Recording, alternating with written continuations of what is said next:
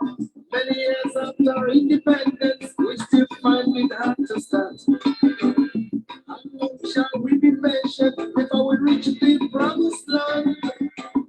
Let's save Nigeria, so Nigeria won't die. Yes,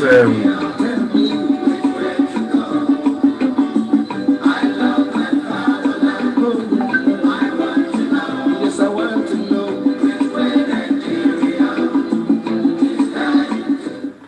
yes, which way is Nigeria heading to? This is the question we all asking, and 2023 is just around the corner. That makes that very question very, very, very, very, very, very common in the lips of everybody. My name is Kent Uche, and I am the anchorman for this program, Spot on Naija 101.1 FM. Spot on 2023 on the roadmap to Naija Politics 2023. Today, the program on Spot on is taking a different dimension today. On today's program, we're meant to have a two-way balanced interview or dialogue between two people. Unfortunately, we can only have, because we've been expecting the other party to come in. We're still expecting if they drop in, but unfortunately, we are going live now. Today on Spot on 2023, Naija Politics, the roadmap to Naija Politics 2023. And as we all know, 2023 is the determining factor whether Nigeria will stay or Nigeria will not, whether we're going to get it right or we're not. 2023 is the season whereby every one of us, please, I'd like to make mention here that this program is not sponsored by any political party, neither are we inflated or in affiliation with any political party, rather we're just a radio station doing our thing the way we know how to do it. We are just here to pass out information to average Nigerian man and Africans in general. We are operating from the heart of London, Naija 101.1 FM. This program is produced by Diva Communication for Naija FM London. With me in the studio today is the media man and spokesperson for PDP Imo State. It's my pleasure to welcome you into our Naija studios, Honorable Collins Opurozor. He's the media man for PDP Imo State. Welcome to Naija FM, sir. Thank you so much.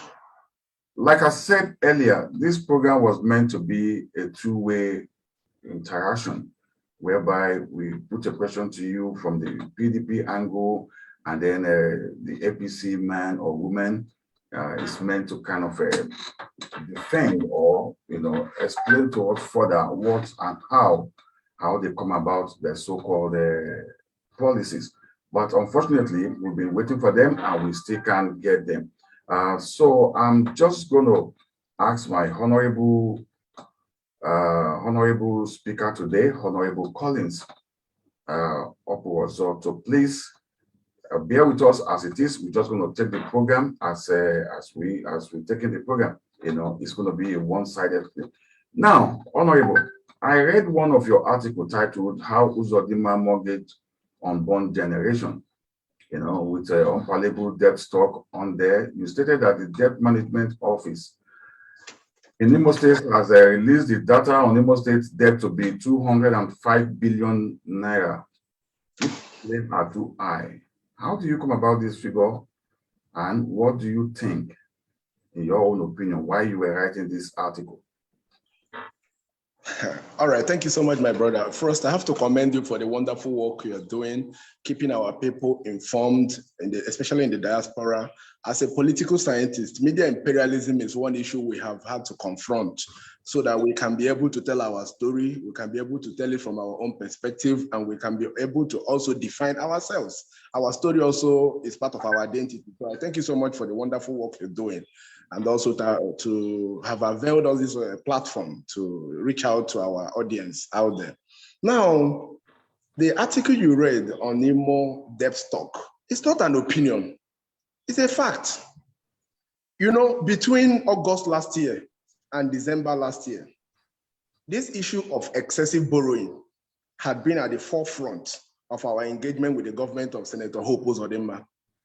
I've written severally about it. Even my political party, the PDP, had issued statements calling attention of Imo people to the fact that Uzodinma had begun to run a very reckless financial system in Imo State, defined by borrowings, defined by lack of accountability and transparency, defined by all manner of financial sleaze and all of that. Guess what? The government will always come up with a narrative, which is, oh, don't listen to them. These are opposition people. Oh, opposition at it again. Let me shock you. On the 19th of October last year, there was a sitting which was supposed to be a plenary of the House of Assembly, but it held at the parlor of the former Speaker of the Imo State House of Assembly, Paul Emeziem. In that meeting that held at the living room of the Speaker, 18 billion naira was approved for Senator Opurozor to borrow. 18 billion naira. And the meeting was held in a living room. In the living room of the former Speaker of the Imo State House of Assembly on the 19th of October last year, where 18 billion was approved. Now, if you check the database of Debt Management Office, you are going to see that Imo actually now owes 205 billion. When we started crying out, the debt profile of Imo State was about 151 billion, the total debt stock of Imo, all time. But in the last 7 months, Uzodinma has been able to borrow additional about 50-something billion to the tune of about 56 billion, the latest figure, that had not even been captured by DMO. The one that was captured by DMO was just a difference of 53 billion, which made it about that 205 billion. So when you add about the other 3 billion, we are talking about almost 208 billion. That is what it stands at today. So these are facts. Can you do me a favor, sir? Can you slant your phone like this? Yes. Perfect. Perfect. Perfect. Thank you so much, sir. Yes, yes. It is so appalling to hear that 18 billion worth of was actually up in the living room. I don't know if we have proof to this, because this is a very serious allegation, Honorable. Of course, I know how serious it is, but I also know how serious the issue in Imo is. And in our nature as a very organized opposition party, we have our facts. It was even an honorable member who stood up from that session and alerted us. Then look at an abomination going on. And in confirmation of what I just said, there was also 31 billion extra budgetary expenses approved for Uzodinma in that same sitting. And guess the claim he made, oh, there's COVID-19. I needed more money to combat it. Oh, there's insecurity. But the issue is there has not been any program put in place by the regime of Senator Opurozor to confront and combat COVID-19. Likewise, the insecurity you have ravaging the whole of our senatorial district. What measures has he put in place to confront that? Nothing. So this is the reality we are faced with in Imo State. Now, in your own mind, in the last, let's say in the last 12 years, how will you rate development economically in Imo State? Judging that we've had various governments in place. In the last 12 years, how will you rate the economic development in that state? All right. What you have in Imo State is a mixture of boom and bang. A government may come in and prioritize development, like when His Excellency Right Honorable Meki Hedioha elsewhere for 7 months. We saw the revitalization of the agricultural sector. We saw massive road infrastructure. We saw prioritization of grassroots development, which led to the revitalization of the local government system.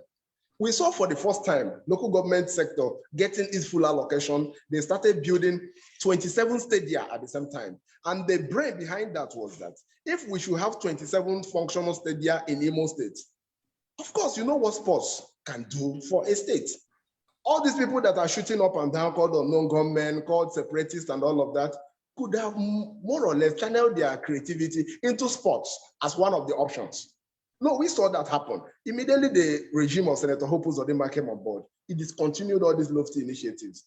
We saw the new map projects, especially the erosion control projects in many areas in Imo State. We saw the ramp projects that even led to my own local government getting 21 rural roads. Now, when you have 21 rural roads undergoing construction at the same time in one local government, they will source for local materials. People have to sell the equipment to them. People have to avail their labor power to be used for that purpose. There will be job opportunities for our people. Now, when there is no construction going on anywhere, you are not just strangulating the economy, you are keeping the vast majority of the employable category jobless. So what I will tell you that has happened in the last 12 years is that some governments will come and will do one or two things that will lead to the economic resurgence of the state, while there will be reversal again. For instance, under Chief Ike or Hakim, we saw a little bit of development. For instance, Hakim prioritized tourism and made Owerri the cleanest city in Nigeria by Clean and Green Initiative. Hotels started springing up. The real estate sector began to grow by that. And he also prioritized security. So Owerri became the heaven for anyone that sought relaxation in Nigeria. And tourism, of course, is big business. When Rochas Okorocha came, he came in with some other program that halted that. For instance, he began to dualize all the roads that he never completed, that by making him look more or less like a concrete jungle. So investors also took flights. Now, when Ihedioha came on board, he went back to drawing board and said, what do we do now to engage our people meaningfully? And he went to agriculture. Ada Palm immediately received priority attention, which Uzodinma has not just only ignored now, but has sold off to a group called Roach Group. So that's how we rate it. There's been a mixture of progress and backwardness. It's just unfortunate that the APC person that we invited for this program is yet to show up. You know, so I mean, it could have been a proper dialogue, but whichever way, we still have to, you know, forge ahead. We're waiting for them if they could come in. But in the meantime, let's keep on doing what we are doing here. You know, what are we doing here? We are actually just giving out information to Imolites, Nigerians, and Africans at large.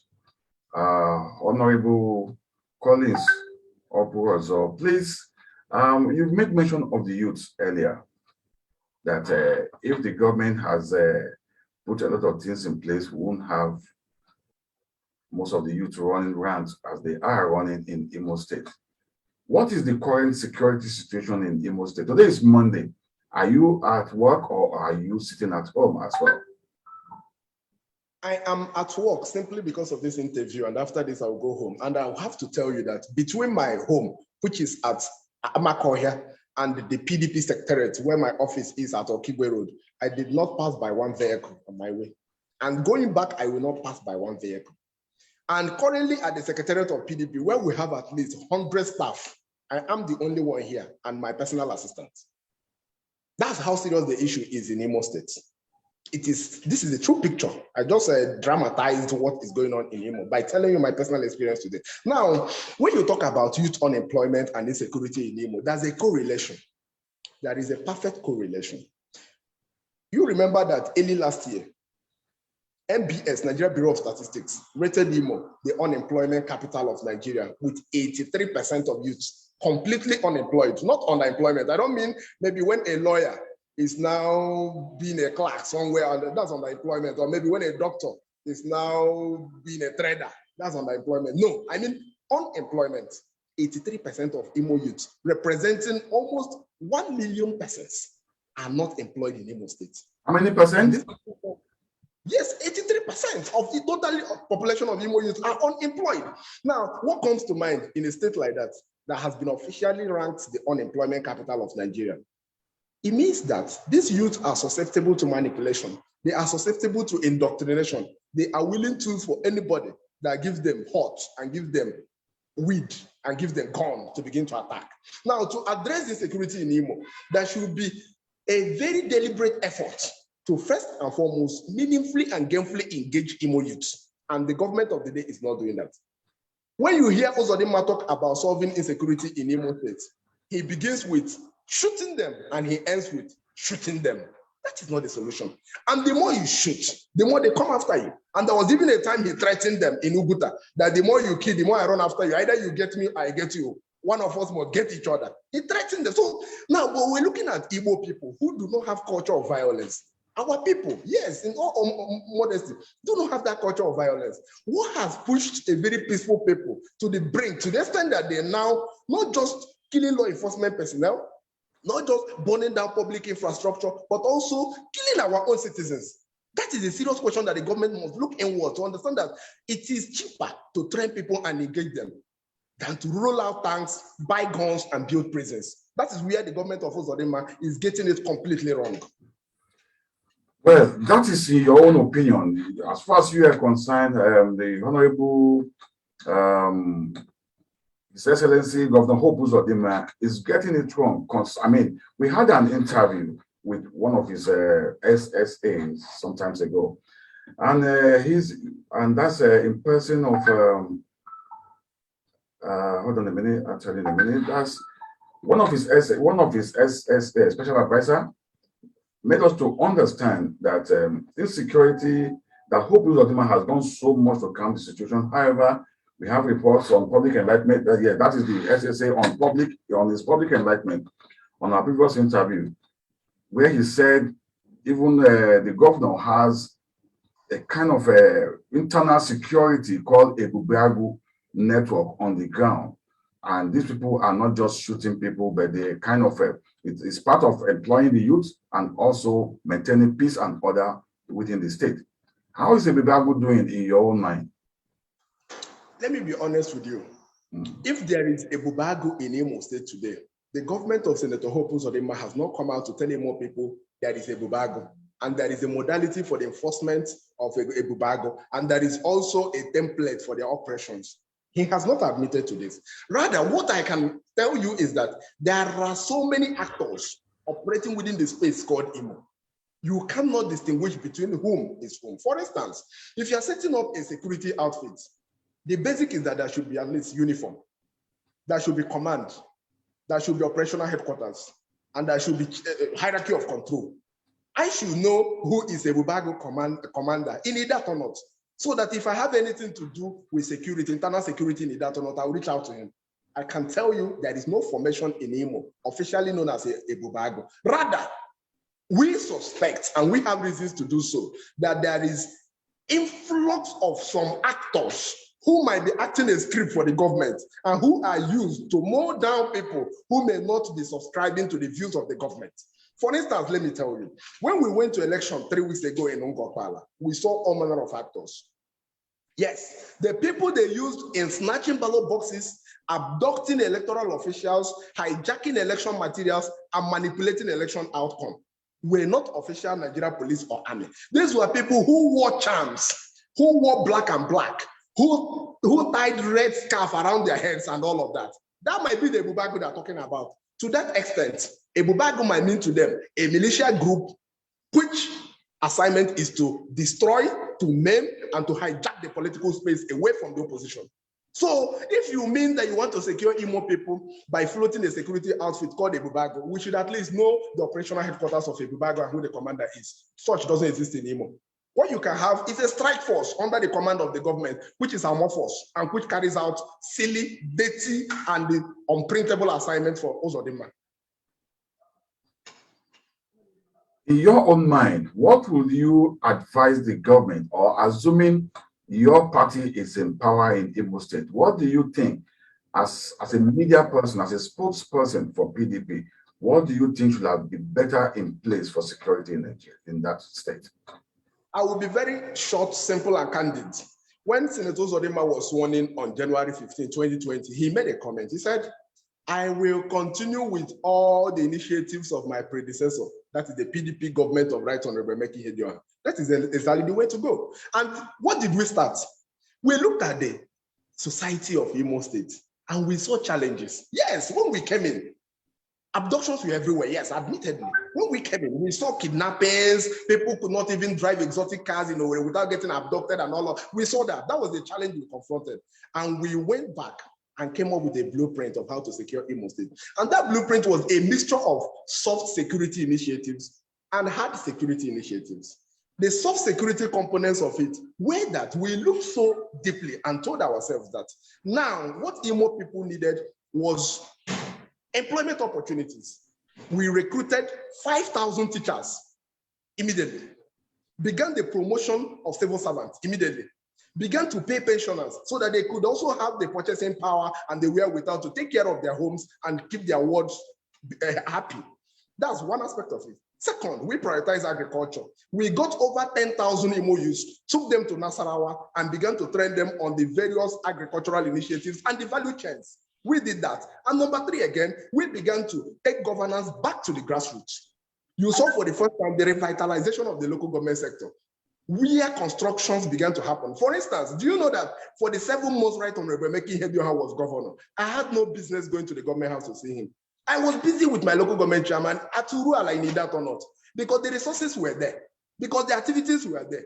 If I had 1 or 2 or 3 persons I wanted to get busy with employment and all, I would simply call the local government chairman, and he did all of those things. These were the soft security components. Now, what were the hard security initiatives? We came up with the Operation Iron Gate. And what was this Operation Iron Gate all about? We got the community people to liaise with the local governments, because security is an endogenous phenomenon. It's an internal thing. It's a local thing. The communities took charge of the security through their elected president generals of the town union. They began to have their monthly reviews of the security situation. They knew all these community people one-on-one, and they knew their criminal tendencies, and they knew how they could curtail them. What government did was to enter and energize the vigilance group, liaise with the vigilance group, to collaborate with the official law enforcement personnel of the Nigeria Police, Army, and DSS and all of that. So we were able to quell even some uprisings, and we were also able to keep people away from tendencies that will expose them to criminality. We did all of those things, and Imo became peaceful. Imo, under our watch, was rated the most physically disciplined state in terms of finances, the most secured entity in this southern Nigeria, and as a matter of fact, had taken off. Imo had, for the first time, taken off to economic prosperity before everything was halted through the bizarre judgment of the Supreme Court that brought in the man who Imo people never elected and who officially came forth by the results released by INEC. So it's very simple to address the problem in Imo State.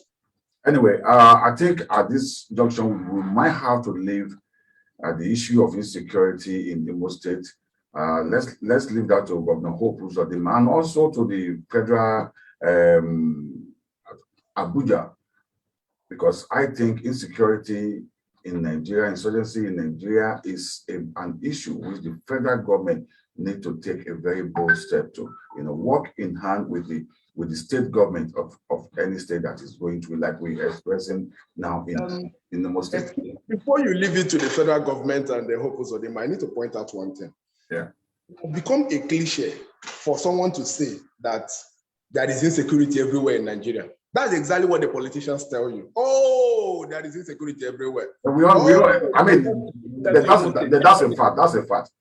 No, it is not. I will tell you the peculiarities of the insecurity we are confronted with in Imo State and how it is remarkably different from what is happening elsewhere in Nigeria. For instance, as I speak to you right now, the entire local government of Osun has been deserted.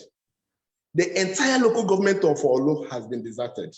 The entire local government of Oru East has been deserted. When you put together the populations of Osun, Olo, and Oru East, it's almost the population of Barbados. Now we are having a population of internally displaced persons larger than a country in Imo State. Such is not happening in Ebonyi State. It's not happening in Anambra State. It's not happening in Enugu State. It's not happening in Abia State. It's peculiar to Imo State. Internally displaced persons. We are talking about some other non-state actors going to markets, levying people taxes, hoisting their flags, and taking charge of the territory and administering it as their own caliphate. It is not happening any other place in southern Nigeria. It is only in Imo State that is happening too. We are talking about an entity where the sitting governor cannot go to his village.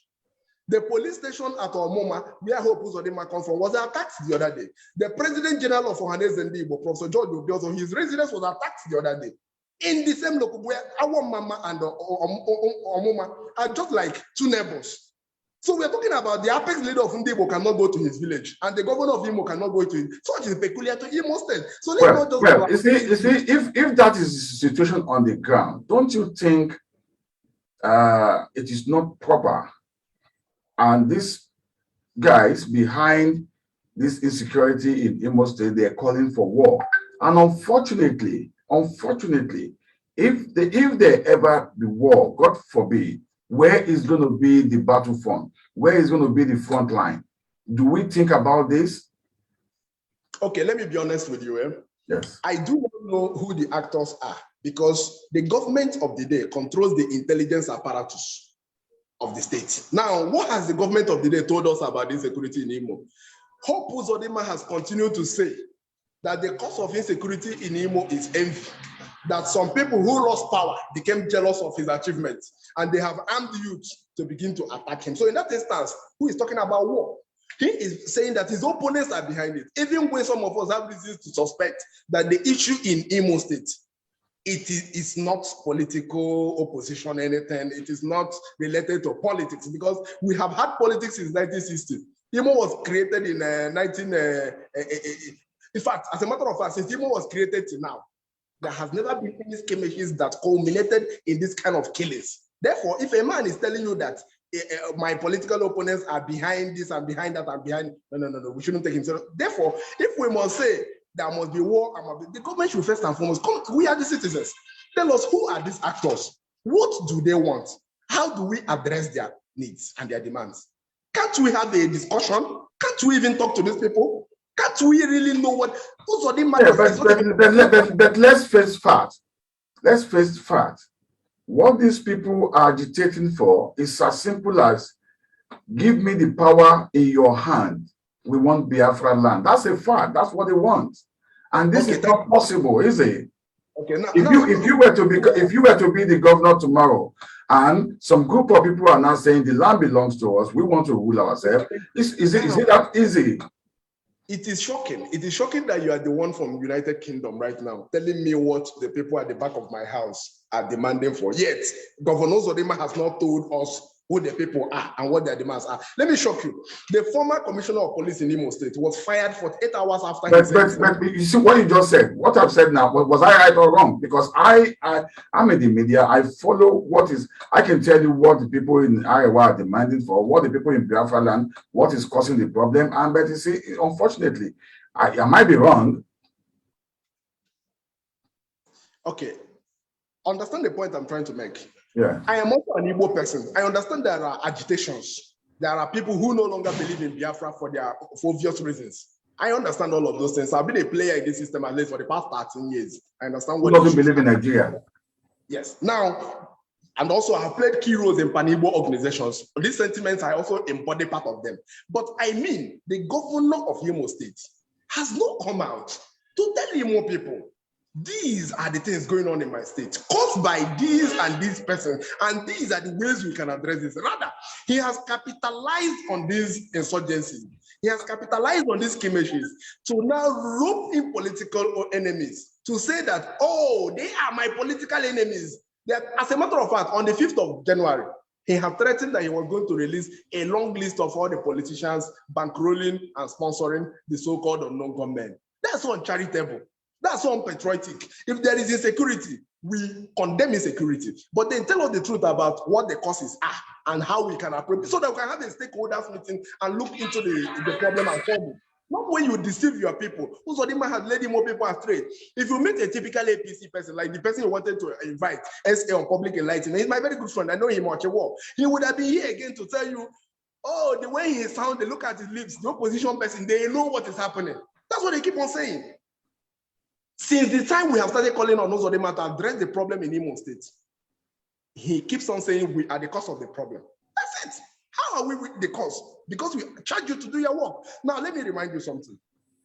Why, now, if we admit that it is the Biafran agitation that have led to the deterioration of security in Imo State, we have to first and foremost ask ourselves, why Imo State? That's the question. Because Imo is just one out of the 5 states in the southeast, and one out of maybe other 7 states that lay claims to Biafra. Why Imo State? That's the question we have to ask ourselves. And the answer is very clear. The security situation in Olu area, because this thing is peculiar to Olu area, the senatorial district called Olu, began to degenerate when some people felt that the government was not listening to them enough to drive out some people they called invaders who were raping their women, who were destroying their crops, and who were, as a matter of fact, constituting disturbances to their community. The government never came to their aid. When those people took the laws into their hands to begin to attack those invaders, the government now came to attack them. You will now see how the situation started. And I have to tell you why the lacuna in communication, why the gap in information existed between Uzodimma and the people, and why he couldn't come to their help. He was not elected. So he never enjoyed the legitimacy of the people. Now, what was the first solution he had to that legitimacy crisis? He began to remove the duly elected president generals of town unions. Where this crisis in Olu began was called Obo Mutanze. The traditional ruler of Obo Mutanze had alleged that he called Uzodimma for 2 weeks when this problem was about to start, and he never took his call. So there was a disconnect between the government and the people, given the manner that the governor came into power and his strategy to dealing with that legitimacy crisis, which he never tried to deal with by winning the hearts of the people, rather by removing the leaders of the people to replace them with card-carrying members of his party. That was what happened. So it was the mismanagement ab initio that led to the crisis in Olu in Imo State that now makes Imo the epicenter of the security crisis in the whole of Southeast. Thank you so much. Thank you so much, Honorable Collins Opurozor. You tune to Naija 101.1 FM here in the heart of London, and the program is Spot On the roadmap to 2023. All we are doing here is just to ensure that we all get it right before 2023.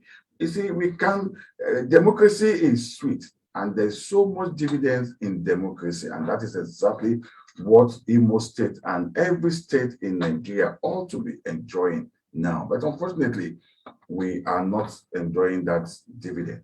Now, let's talk more about the youth, because this youth, they've contributed so much. Unfortunately, according to your own statistics, you said 83% of them are unemployed, which is very sad. I know average and able man to be very industrious. Give him the chance to work or give him chance to do business, he will actually grab at the opportunity. And I quite understand, because we've spoken to the Enlightenment Honorable Stanford Nwokedi.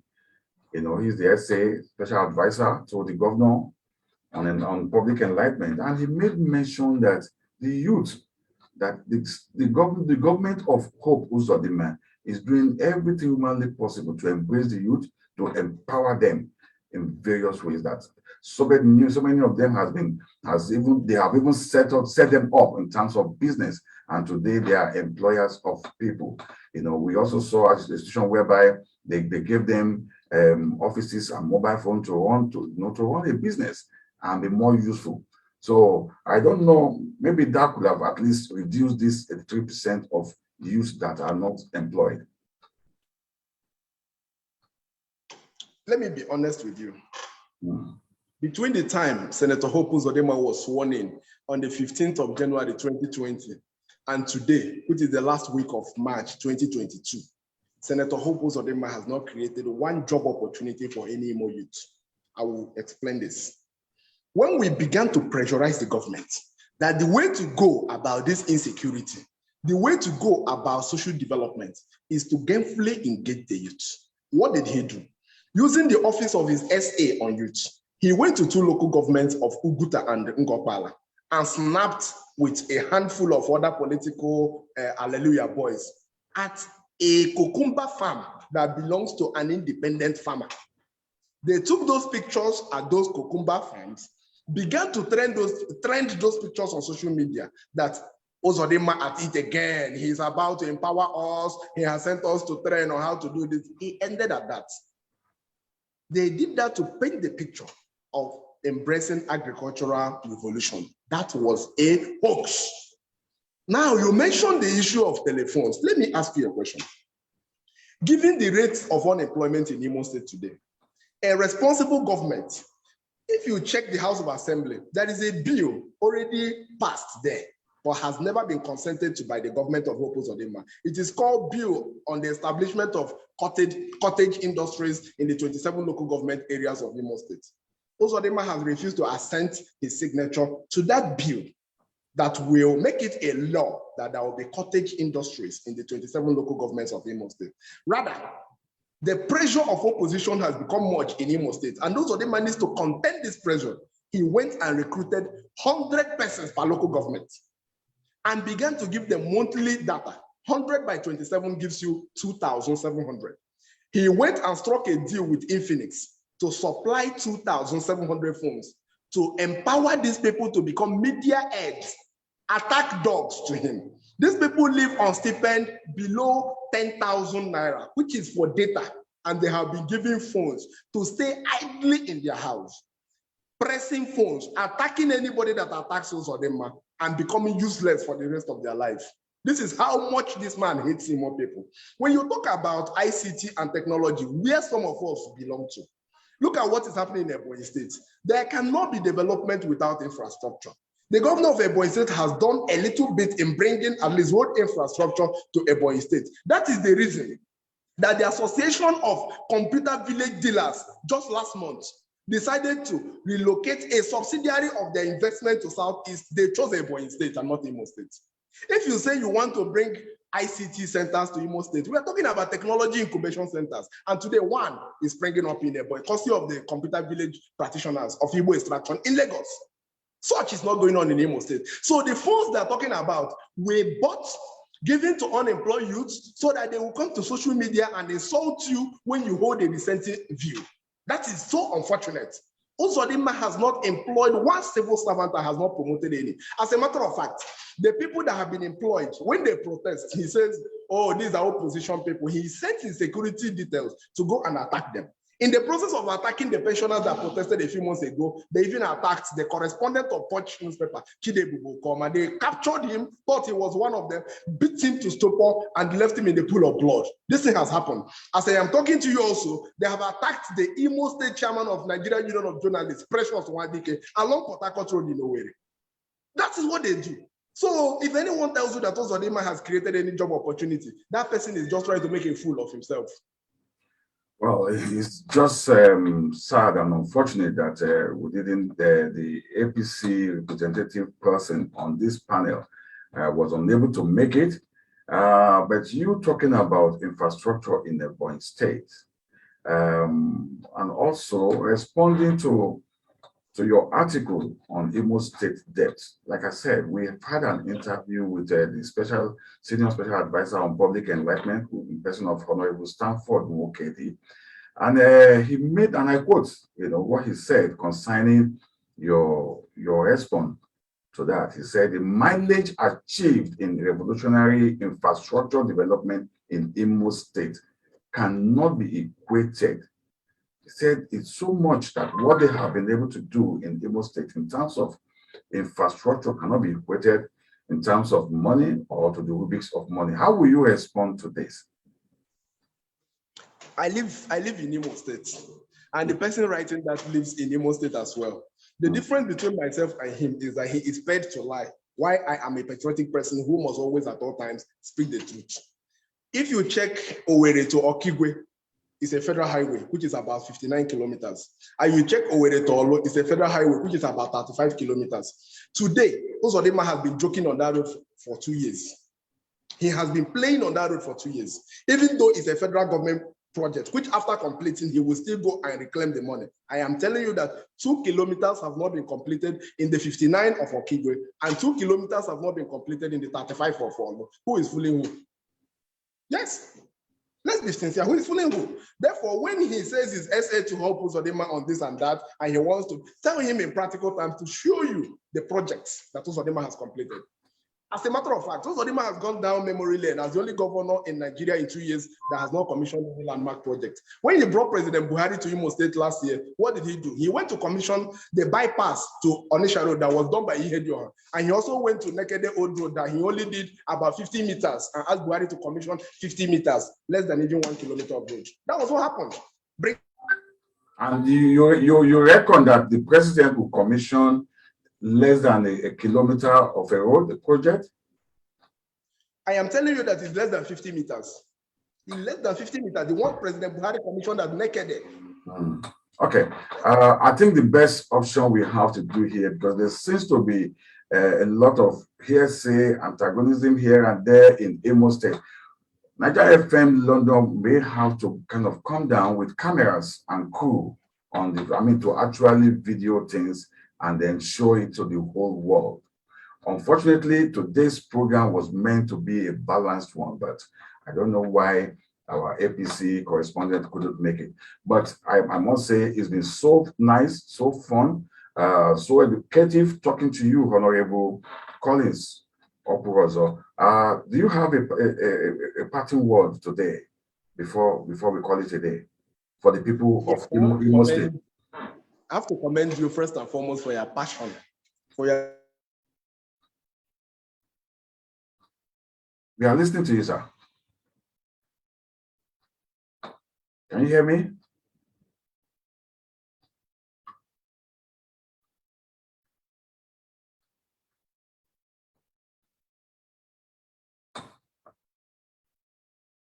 I think I don't know, but it's like we are losing that signal there.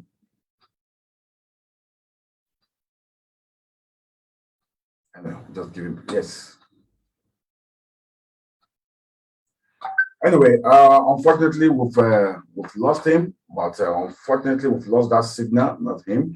It's been so wonderful talking to Honorable Collins Opurozor. You know, he has educated us, he has opened our eyes to a couple of things going on in Imo State. And I think the best option we in naijafm may have to do now is go down, walk on the street, talk to people on the street of Imo State, go there with camera, view most of this infrastructure that APC said they have done. The PDP said they haven't done nothing. We are, like I said, we are very neutral. We are not affiliated to any party, neither are we supporting any party. But ours is just to make sure that we get it right in terms of all the states, in terms of policy, in terms of who we elect into office come 2023. It's been wonderful having you guys on the last 1 hour on Spot on Naija Politics 2023. How is it going to go? We talk frankly here. Don't forget, this program is produced by my executive producer, Kelly Mosisi of Kelly Diva Communication. Produced it for Naija 101.1 FM. Until I come your way again, I'm yours sincerely, Kent Uche himself, the Godfather, saying bye until I come your way. Thank you and God bless you.